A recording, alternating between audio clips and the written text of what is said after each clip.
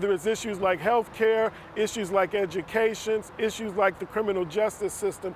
All of those things affect communities of color, and so we have a real need to be involved and to know what's going on and really paying attention and getting out there and voting. But for many in marginalized communities, it comes down to accessibility. Connecticut is among one of the worst states in the country when it comes to laws that make the ballot accessible to people, especially people of color. Connecticut is only one of 4 states without in-person early voting, and one of only a few with no excuse absentee voting, creating what advocates are calling significant barriers. When there are restrictions on ballot access, the people hurt first and worst are typically Black and Latinx people because of systemic racism. The ACLU of Connecticut says one example is that voters in predominantly Black neighborhoods are 74% more likely to wait more than a half hour to vote on Election Day than voters in primarily white areas. And it means people without the luxury of time, particularly because of work,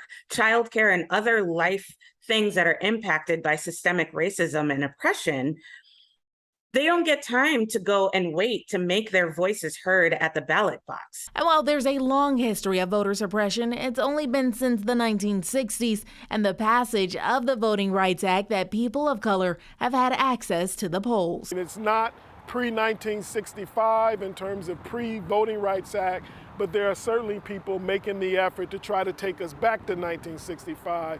But we're in a much better place to prevent that from happening. And while showing up is key, accessibility is vital. It's actually important that we make voting accessible to everybody and that everybody believe that they can and should vote. For CT Culture, Raquel Harrington, Fox 61 News.